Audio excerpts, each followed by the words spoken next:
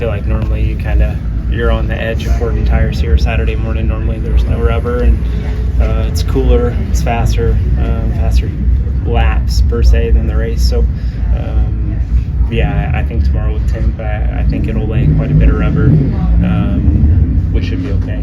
What did you see last week before that wreck? No comment on that. I mean, did you feel like you guys were it just looked like you guys were just pushing hard to try and catch the pack, and that, did you get into the back of Bubba first? I think everyone has different opinions on that, right? Mine, I've reviewed a lot of tape. I've reviewed spotter audio. I've reviewed S&T. I've reviewed pretty much everything I could. It's a racing deal, I guess. Super speedway racing. So sadly, there's not enough time to react in certain situations, and that's what happened. It's got to sting, obviously, too, because Erik gets hurt in that wreck. Like, I mean, what have your conversations been like with him about it? Yeah, I've talked to Erik a decent amount this week. Glad that he's okay, not more hurt than he is. Looking forward to his speedy recovery and him being back here really soon. What have you seen out of Corey Heim in both last week and him getting prep for debut and before as Legacy's test driver? Corey's a great guy. I've been able to be teammates with him over the last couple of years, and we've leaned on each other some, so I feel like we have a decent relationship there, and he's doing a good job. Go ahead. I was just saying, have you given him much advice, and if so, what have you told him? Can't really give him much advice. It's my first time here in this car as well, so I'm older, and I'm supposed to be the veteran in the situation, but I have no experience here in this car as well. So we're all first timers here in the Legacy camp this week. He said the G's recorded from his crash were very similar to yours at Daytona in August. I'm sure you've seen the replay in the in-car. Yeah. Have you seen anything that caused his injury while you walked away scot-free? I hope Erik gets feeling better. That's a tough one, and hopefully he heals up as fast as he can. I don't know. I mean, I know we're looking into maybe his seat angle compared to mine, just kind of how it's mounted. Maybe there's something different there that caused the back injury. So I think that's kind of the most research like NASCAR and our teams are kind of doing together of, hey, what was different, between the two similar wrecks. I was unharmed and he, got hurt. So I think that's like the next step is, all right, what's different and how do we kind of change it? What's good, what's bad, and how do we go forward to prevent that?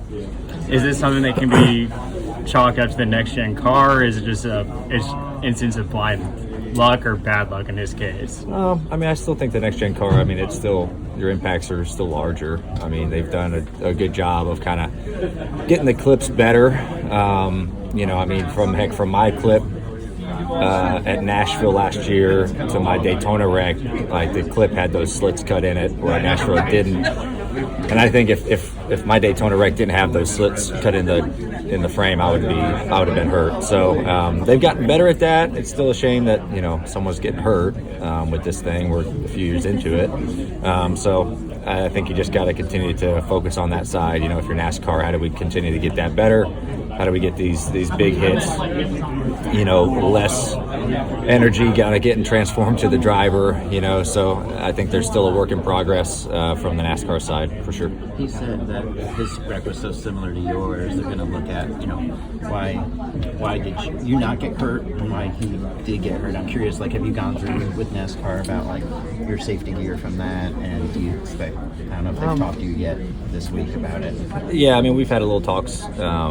Jeff Burton, kind of head of our driver council deal, they're going to dig into what's different between maybe my seat angle, his seat angle, maybe some belts. Everyone's a little bit different in there, how they like everything. So I think they just want to look at, hey, what's different, and can we learn from it and kind of go from there. So, the biggest thing is trying to get the cars better. That's the biggest thing, but I think they're on top of it, trying to figure out what was different. Do you look at it, we can look at it two ways, drivers got hurt in the Truck Series last year, and, it's dangerous sport, so people get hurt. So do you feel like, I guess, is there as much angst about this as there was when people were having concussions a couple of years ago? I mean, it's everything, right? I mean, you don't want to have head injuries. You don't want to have physical, bodily injuries. It's a constant work in progress, of how do we get these things as safe as we can, and it's unfortunate that bad things have to happen to people. People getting hurt, people getting concussed, they're having to sit out for it to get a huge push. But it's just kind of the way of the world. It's the way it is, and unfortunately, it takes bad things to try to turn them into better things and how to fix problems. So yeah, I mean, it is a dangerous sport. Obviously, we all know that, and people get hurt and injured, and people wreck in funky ways all the time. And you never know, what part of your body's going to give out at any certain point. I mean, I could step down the stairs and I tweak my back. It can happen to anybody. You don't know. And so I think it's just a multitude of things. It's like to try to have the teams as on top of their stuff as they can, and they are. And then trying to work with NASCAR still on how do we get not only our cars, but trucks and Xfinity cars. How do we continue to improve that side of it? This is Harrison Burton, driver of the number 21. Make sure to hit that subscribe button. Also, check out one of these two videos beside me. Visit frontstretch.com for more racing content.